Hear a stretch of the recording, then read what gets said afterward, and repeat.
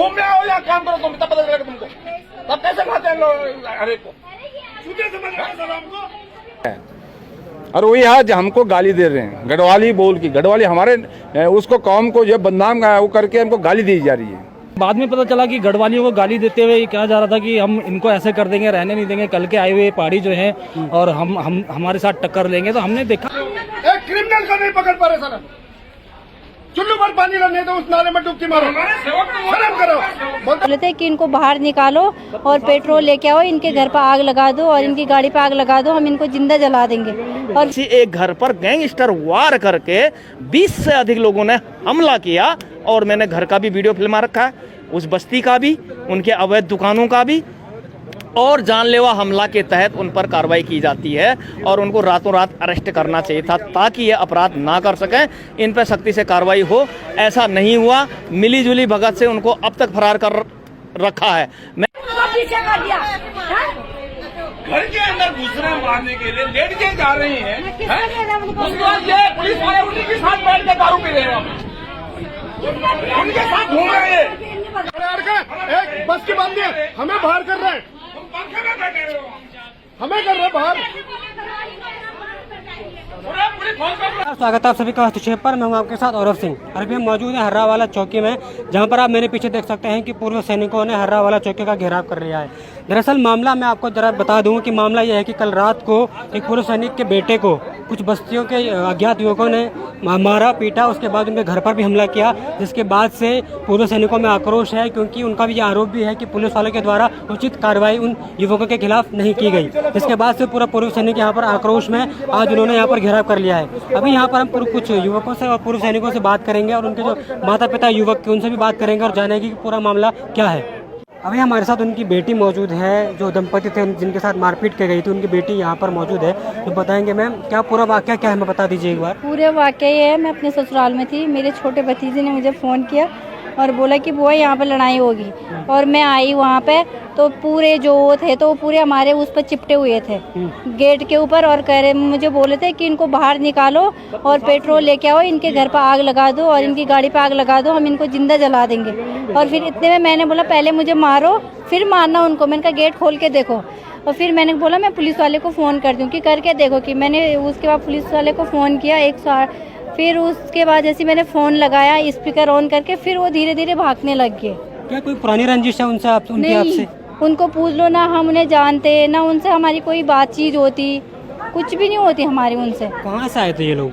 ये बता रहे वहीं रहते बहुत पहले से। तो कितने लोग थे आपके घर में घुसे हुए? मेरे मायके में? हाँ, मतलब जो आपके मायके में? हाँ, वो तो बहुत सारे लोग थे। फिर भी मतलब कितने अंदाजन कितने होंगे? मतलब 15 से ज़्यादा ही होंगे, 15, 20, 25, 30 तक तो होंगे। वो बहुत सारे आगे थे। उनको बोला कि मतलब उनके वो जो अंदर घुसे उनको भी लेके आओ, हमारे भी लेके आओ बाहर, फिर दोनों चलेंगे थाने में। उन्होंने बोला नहीं नहीं, हम उनके घर में नहीं जा सकते। मैंने कहा ये कौन सा कानून है, एक के घर में आप आ रहे हो, एक के घर में नहीं जा रहे, कानून तो सबके लिए बराबर है ना, कि करें हम। उसके बाद क्या हुआ, एक पुलिस वाले अंकल उनकी गाड़ी में बैठे सीधे थाने आ गए। तो इस घटना के बारे में आपने पुलिस को कब बताया? उस तुरंत बता दिया था जैसे मैं वहाँ पर आई। उसके बाद से पुलिस कब तक पहुंची आपके यहाँ? 10-15 मिनट बाद पहुँच गई थी सर वहाँ पे। एम्बुलेंस पहुँची वहाँ पे आधे घंटे, क्योंकि मिली नहीं, मैंने बहुत कोशिश करी। फिर उसके बाद एम्बुलेंस आई और तब तक वो थाने लेके आ गए थे उनको। थाने लेके फिर उनको खुद ही अपना मेडिकल कराने गए। जैसे ही हम थाने पहुँचे वो मेडिकल करके भी वापस आ गए थे थाने, और जैसे उन्होंने हमें देखा और अपनी गाड़ी घुमा दी उन्होंने। तो उस पूरे मामले में आपके भाई को कितनी चोटें आई? मेरे भाई को बहुत चोटें आई। जब मैं अंदर आई तो मेरे भाई बेहोश थे, और मेरे भतीजे हैं उनके कपड़े फाड़े गए थे, मेरी मम्मी के कपड़े फाड़े गए थे, मेरी पापा के कपड़े फाड़े गए थे वहाँ पे, और बच्चे रो रहे थे। तो आपने देखा जिस तरीके से यहाँ पर जो हमारे राज्य उत्तराखंड का गठन जो हुआ था वो हमारे राज्य के हमारे लोगों के लिए हुआ था, लेकिन आज हमारे ही राज्य के लोगों के घर में घुसकर उन्हें मारा जा रहा है, उनके वस्त्रों को चीरा जा रहा है। ये वस्त्र जो चीरे जा रहे हैं ये उनके लिए, उनके नहीं, ये पूरे उत्तराखंड के स्वाभिमान के लिए है। जब यहाँ पर इन बस्तियों को हटाने की बात की जाती है तो यहाँ पर सरकार अध्यादेश लेकर आती है हाईकोर्ट जाकर। तो अध्यादेश लाने का नतीजा यह है कि आपके राज्य के आपके लोगों के घर में घुसकर ये लोग फिर जाके आपके स्वाभिमान को चीरेंगे। आपके गढ़वाल का जो स्वाभिमान है, जो गढ़वाली है वो गढ़वाल का स्वाभिमान है, पहाड़ का स्वाभिमान है, उस पहाड़ को ये चीर रहे हैं। तो अध्यादेश जो लाते हैं सरकार उनको बचाने के लिए, ये उसका नतीजा है। अभी हम आके इनके पिताजी से बात करेंगे, जो बुजुर्ग जो जिनको कल मारा गया, जो पूर्व सैनिक भी हैं, जिन्होंने सेवा दी है सैनिक के रूप में इस राज्य के लिए, इस देश के लिए, उनको भी कल यहाँ पर मारा गया, उनके वस्त्र चीरे गए। तो हम उनसे बात करेंगे, अभी जानेंगे पूरा मामला क्या है। तो अभी हमारे साथ मौजूद हैं युवक के पिता, जिनके साथ कल बर्बरता हुई, मारपीट हुई, उनके घर में घुसकर उनको मारा गया। सर, क्या लगता है आपको, कहाँ से वो लोग आए थे और उन्होंने ऐसा क्यों किया होगा? सर, ये लोगों का पहले से एक घर वहाँ पे है, जिसका जो मेरे को मोटा मोटा पता है कि वो उनके भाई रिश्तेदार भी 2 परिवार और हैं वहाँ पर, जो कि उनका भतीजा है। उसके भतीजे अकेला था, उसका बाप मर चुका है। उसने एक 5 बच्चों के साथ वाली औरत को शादी की उसने। अब वो बच्चे बड़े हो गए हैं, उन्होंने उनकी शादी करा दी है। वो जो पहले शादी करके लाया था, वो औरत ने उसको भी छोड़ दिया है, दूसरे साथ उसने अपना संबंध बना लिया। और वो जो पहले से था वो भी उसी घर में रहता है, लेकिन वो उसको दबा के रखते हैं कि तो अगर कुछ बोलेगा तेरे को पिटाई करेंगे, मारेंगे। कहीं ना कहीं मामला ये बताया जा रहा है कि गाड़ी को हटाने का लेकर ये मामला बताया जा रहा है। हाँ। तो क्या पूरा मामला है? तो मामला ये था सर, मेरा बच्चा गांव से आया था और मेरी नातनी का बर्थडे था और उसके अपने बेटी का बर्थडे के लिए आ रहा था। इन्होंने बीच रोड में 9 बजे 8:30 बजे करीबन वो गाड़ी खड़ी कर रखी थी। मेरा लड़का आया, हॉर्न मारा और उसने दाहिने बाएं से पता किया, सभी लोगों ने बोला हमारी नहीं ये गाड़ी। फिर उसके बाद उसने कहा यार काफ़ी टाइम हॉर्न मारते रहा, फिर बंद करके, नज़दीक घर था, उसने दरवाज़ा बंद करके वो घर को आने लग गया। फिर तब तक 2 लेडीज़ और 1 लड़का उस घर से निकले जिन्होंने हमारे साथ मारपीट की। और वहाँ से निकल करके जो लड़का रुक गया, बोला भाई साहब आपकी गाड़ी है ये? बोला हाँ। और वो जैसे गाड़ी के पास है, उसने बोला होगा कि वो हर लोग बोलते हैं, आप भी होते, आप भी बोलते, मैं होता, मैं भी बोलता यार ये इतनी बड़ी रोड साइड में जगह है, यहाँ साइड पार्किंग करो, बीच रोड में आपने ये रोड आने जाने के लिए ना कि बीच में खड़ा करने के लिए है। काफ़ी टाइम से वो गाड़ी खड़ी थी, मैं देख रहा था, मेरा घर न। अब बाद में हम अंदर चले गए थे, मेरा वो लड़के ने हॉर्न दिया तो मेरे पोता बाहर आया, उसने बोला मेरे पापा की गाड़ी आ गई। और मैं अंदर ही टीवी देख रहा था, क्रिकेट मैच देख रहा था। तो उसकी नाती आया अंदर, बोला पापा के साथ लड़ाई होगी, पापा के साथ लड़ाई होगी। मैं बाहर गया तो तब तो वो बोला था तेरी बाप की रोड है, तेरी बाप की ये है, सो है करके जो है उनकी बहसबाजी चल रही थी। बदतमीजी पे उतर गए वो, मतलब पिए खाए में थे और बदतमीजी में उतर गए। वो पहले भी ऐसा करते थे वहाँ पर? इससे पहले तो मैंने देखा नहीं सर, लेकिन मोहल्ले में बहुत जगह उन्होंने ये काम किए हैं। तो जो खिलाफ कभी किसी ने आवाज़ नहीं उठाई? आवाज़ नहीं उठाई या छोड़ दिए साहब, है उनके बहुत केसेस दर्ज हैं यहाँ पे इसी हरावाला चौकी में।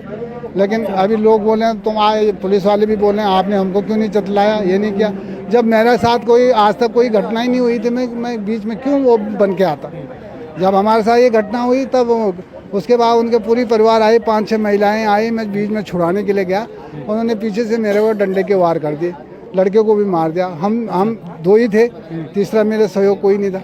हम आसपास में किसी को बुलाया नहीं आपने? आसपास में लोग इतना घर नहीं है वहाँ पे, जो थे अपने घरों के अंदर थे। और उसके बाद बाहर कोई नहीं निकला। एक लाला जी आए थे, उसने भी छुड़ाने की कोशिश की, लेकिन उन्होंने उसको भी फेंक दिया और वो साइड होके भाग गए। और मेरे को उन्होंने ये अच्छी सिचुएशन दी कि आप यहाँ से भाग जाओ। इन्होंने अपनी टीम को फ़ोन कर दिया, इनकी टीम आने वाली है, आपका खून खराबा हो जाएगा, तुम अपने घर के अंदर बंद हो जाओ। और हम दोनों बाप बेटे और घरवाली तो नहीं थी वहाँ पे, अंदर घुस गए। वहाँ पे अंदर घुसे, इतने देर में इनके सारे आए, मेरे दरवाजे गेट को लांग करके अंदर घुस करके मेरे पोतों को भी, मेरे को भी, मेरी घरवाली को भी पीट के और लड़के को भी बेहोश में डाल दिया। और उसके बाद चीता वाले आए, भागे। चीता वालों ने मेरे को बोला, मैं वहाँ पर गया, डर के मारे उससे पहले नहीं गया था बाहर। चीता वाले जब आए मैंने उनको बताया, मैंने कहा सर ऐसी ऐसी बात हुई, ये हुई। और बोला ये गाड़ी लेकर थाने आ जा।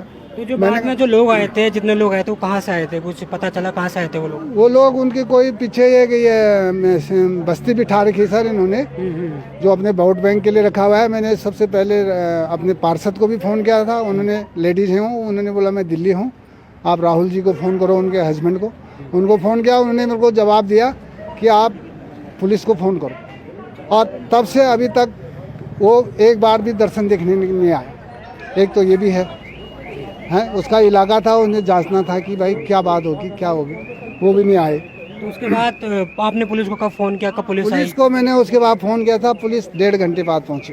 अच्छा, उस तब तक ये मेरे अड़ोस पड़ोस इधर उधर पिंडर वैली से सारे लोग क्लोज हो गए थे और उन लोगों ने मेरे को बचाया और उनके बाद मेरे पास वीडियो बनाए उन्होंने और हम तो लेट रखे थे, मेरे को उल्टी भी हुई और उसके बाद उन्होंने एम्बुलेंस बुलाया, हमको हॉस्पिटल भेज दिया था। उसके बाद यहाँ से थाना इंचार्ज वगैरह पता नहीं कौन कौन गए, इन्होंने वहाँ पर पता नहीं क्या क्या बयान लिए और उसके बाद इन्होंने एक FIR लिख करके मेरे आने तक मैं मेडिकल लाया और डोई वाला गया मैं पहुँचाने के लिए। उसके बाद पहले भी नशाखोरी के विरुद्ध एक क्लेमेंटॉन का केस धन सिंह फड़त्याल वाला डाला था यूट्यूब पर। उनने नशाखोरी का विरोध किया और उस विरोध के चक्कर में उनके सारे परिवार को पीटकर 14 दिन की हिरासत में भेजा गया।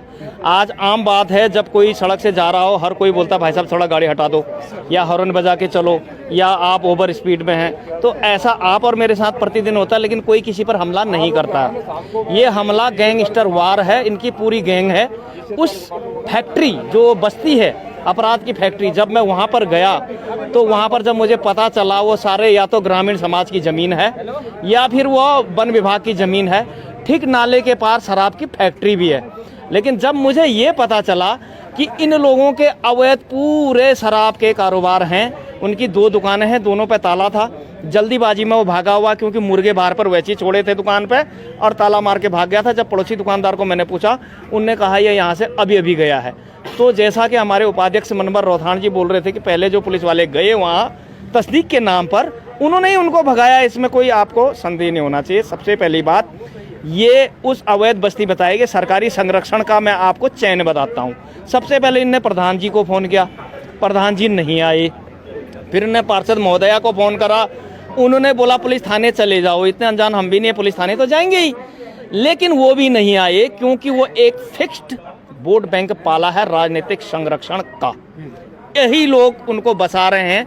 और जब मैं वहाँ पर गया, मैंने कहा ये ज़मीनें किसने बेची, तो लगभग वहाँ पर बिहार के और इधर ये अपने किच्छा और इधर ये हल्द्वानी के बाहर का क्षेत्र जो यूपी सेक्टर में आता है, बरेली के आसपास के क्षेत्र, वहाँ के लोगों का एड्रेस मुझे मिला। उन लोगों ने, किसी ने कहा मैं 10 साल से हूँ, किसी ने कहा 15 साल से हूँ, किसी ने बोला 20 साल से हूँ। सब ने एक नाम लिया, मैं जानता नहीं वो व्यक्ति आज दुनिया में है या नहीं है। कमल थापा, उनने बोला कि उसने हमसे पैसे लिए और ज़मीनें पट्टे पर दी, रजिस्ट्री किसी का नहीं है, सारी बस्ती ही अवैध है। जब इंसान को अवैध काम करने का मौका मिलता तो उसके हौसले बुलंद होते हैं। ये पूरी अपराध की फैक्ट्री वहाँ से आई घर पर हमला करने के लिए, और वो पूरा शराब शवाब कबाब जितने धंधे होते हैं सारे वहाँ होते हैं। और उन लोगों का संरक्षण पुलिस के संरक्षण के बगैर नहीं कर सकते हैं। उनका हफ्ता पूरा थाने को जाता है और वो इनके पहचान के पक्के लोग हैं। रात को भी उनको बिठा के लाए, रातों रात सेटिंग हुई, रातों रात उनको भगा दिया गया। और किसी ने ये तक नहीं पूछा कि आपको वार्निंग पर छोड़ा जाता, यदि दूसरा पक्ष कल सुबह थाने में आए तो आप आधार कार्ड देके जाओ, अपना फ़ोन नंबर देके जाओ, बुलाए जाने पर आप पुलिस थाने में रिपोर्ट करना। क्या कम से कम कैद नहीं भी की, आपको संगीन धारा नहीं भी लगी, तो क्या इतना नहीं होना चाहिए था? जब हमने पुलिस के FIR जानने की कोशिश की तो उसमें लिखा गया 2 पक्षों की सामान्य मारपीट, जबकि केस ये नहीं था। केस ये था कि किसी एक घर पर गैंगस्टर वार करके 20 से अधिक लोगों ने हमला किया, और मैंने घर का भी वीडियो फिल्मा रखा है, उस बस्ती का भी, उनके अवैध दुकानों का भी। और जानलेवा हमला के तहत उन पर कार्रवाई की जाती है और उनको रातों रात अरेस्ट करना चाहिए था ताकि ये अपराध ना कर सकें, इन पर सख्ती से कार्रवाई हो। ऐसा नहीं हुआ, मिलीजुली भगत से उनको अब तक फरार कर रखा है। मैं आपसे ही सवाल पूछता हूं आपके चैनल के माध्यम से, और अपने विजय पथ पर भी मैं इसे डालूंगा। मेरा एक सवाल पूरे देश, पूरे भारत सरकार से, धामी जी से, पूरे सरकार से, क्या इस देश में संविधान जिंदा है? यदि है तो जिसका इस प्रकार से सपोर्ट करने वाले न हों तो क्या उनके FIR लिखी जाएगी? वो मार खाता रहेगा? उसके लिए कोई कानून नहीं है। जब हम दबाव बना रहे हैं तब आप कह रहे हैं ये क्लरिकल मिस्टेक है, इसे हम सुधार देते हैं, FIR को आपके कहने के मुताबिक अब लिखते हैं। ये कौन सा तरीका है? यदि हम नहीं आते तो यहाँ पर गौरव सेनानी, तो आपने सामान्य रफा दवा करके केस को वहीं ख़त्म कर दिया था। और ये सैनिक खासकर उत्तराखंड में सबसे ज़्यादा सैनिक है, हर परिवार से सैनिक है, और हर 5वां जो शहीद होता है वो उत्तराखंड का होता है। कुछ तो हमारी खुद, हम जो है जो गढ़वाली भोला नाम से जो बोलते हैं ना, गढ़वाली बहुत सीधा होते हैं, इससे भी कुछ हमारी जो है कमी को दर्शाया गया है। लेकिन हम भोला तो हैं, लेकिन जब हमारी खून में जब उबाल आता है ना, तो दुश्मन को उसके उजर से भी खींच के लाते हैं। लेकिन मुझे अफसोस है अपने उन खास गौरव सेनानियों से जो कि इतनी संख्या में यहाँ पे हैं। मैं इसी बालावाले की बात करता हूँ।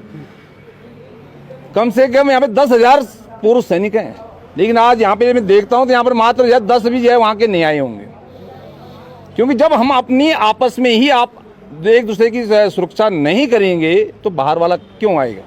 तो सबसे बड़ी हमारी कमी है कि हम एक दूसरे को हम बाहर नहीं निकलना चाहते हैं। सर, आरोपियों के साथ पुलिस का द्वारा नरमी बरतने का कारण क्या समझते हैं? इससे तो स्पष्ट जाहिर होता है कि पुलिस खुद मिली हुई है, क्योंकि आज 18 घंटा हो गए। कल से जो इंचार्ज यहाँ पे बैठा हुआ था, सुबह जब हम आते हैं कि हमको बुला के लाओ, हम 1 घंटे का टाइम आपको देते हैं, जब 1 घंटे बाद हम बोलते हैं बोला मैंने कौन से 1 घंटा दिया आपको। जब शिव साहब आता है तब यह कार्रवाई होती है, और जब हम वहाँ पकड़ने के लिए जाते हैं तो उससे पहले पुलिस भेजती है और उसको भगा देती है। कहाँ भेजा पुलिस ने उसको?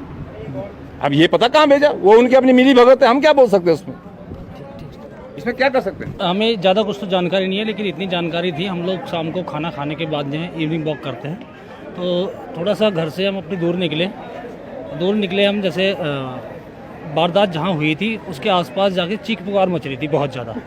तो साथ में मेरी मिसेज थी, मिसेज ने बोला कि इस रास्ते से नहीं दूसरे रास्ते से चलते हैं, यहाँ पे कोई घटना हो गई है। तो एक मैं तो सामाजिक आदमी हूँ, एक सामाजिक कार्य करता हूँ, आप देखते हैं, तो मेरा फर्ज बनता था, मैंने कहा जहाँ चीख पुकार मच रही, मैंने कहा मामला क्या है। तो मैंने वाइफ को थोड़ा सा सांत्वना दी, मैंने कहा डरने वाली बात नहीं है, मौके पे जाके देखते हैं क्या हुआ। तो जाके देखा तो यहाँ पे लड़ाई झगड़ा हो रहा था बहुत, और काफ़ी संख्या में जो है जो झगड़ा कर रहे थे वो काफ़ी संख्या में मौजूद थे। तो हमने सोचा ये आपस में खा पी के लड़ रहे होंगे, लेकिन बाद में पता चला कि गढ़वालियों को गाली देते हुए कहा जा रहा था कि हम इनको ऐसे कर देंगे, रहने नहीं देंगे, कल के आए हुए पहाड़ी जो हैं और हम हमारे साथ टक्कर लेंगे। तो हमने देखा यार ये तो कोई हमारे आदमी के साथ हो रहा है। जब देखा हमने इस अंकल के घर में जो है कम से 20-25 लोग घुसे हुए थे, मारपीट इनके साथ कर रहे थे। हम लोगों ने बीच बचाव किया जाके, और जैसे उन्होंने देखा कि यहाँ पे पब्लिक जो है भीड़ बढ़ने लगी है, और जब भीड़ बढ़ने लगी तो वो तितर बितर होने लगे और उनकी गाड़ी तोड़ी गई, और ये कहा जा रहा था कि पेट्रोल लाओ और घर में भी और गाड़ी में भी आग लगाओ। तो क्या कहा, जिस तरीके से यहाँ पर गढ़वालियों को मारने की बात कही जा रही है, अपने ही राज्य में अपने ही घर में घुसकर गढ़वालियों को मारा जा रहा है, उस पर क्या कहेंगे आप? देखो जी, मैं तो कह रहा हूँ इसमें हमारी जो गढ़वाली एकता है उसमें कहीं ना कहीं कमी है। ठीक है, हम लोग बटे हुए हैं, पार्टी में बटे हुए हैं, हम लोग ये नहीं देख रहे हैं कि हमारे ऊपर जो है बाहर के लोग आके हैवी हो रहे हैं, तो हमें एकता बना के रखनी चाहिए। तो हमारे लोगों के अंदर ही कमी है, हमारे अंदर एकता की कमी है, और एकता अगर हमारे ऊपर हमारी अगर एकता एकजुट हो जाएगी तो ये बाहरी जो लोग हैं ये अपने आप ही जो है यहाँ से पलायन कर जाएंगे। तो जब ये आपने मामला देखा वो नकरौंदा के पिंडर वैली का है, जहां पर बस्ती में रहने वाले कुछ अज्ञात युवकों द्वारा एक पूर्व सैनिक के परिवार पर जानलेवा हमला किया जाता है, और उसके बाद वहां से वो लोग फरार हो जाते हैं। जिसके बाद से यहाँ पर जो पूर्व सैनिक है उन्होंने हर्रावाला चौकी का घेराव किया है, क्योंकि उनका आरोप है कि पुलिस के द्वारा लापरवाही बरती जा रही है अपराधियों को पकड़ने में। तो आगे क्या अपडेट रहता है, क्या रहता है, हम आपको बताते रहेंगे। तब तक के लिए आप बने रहे हस्तक्षेप पर। धन्यवाद।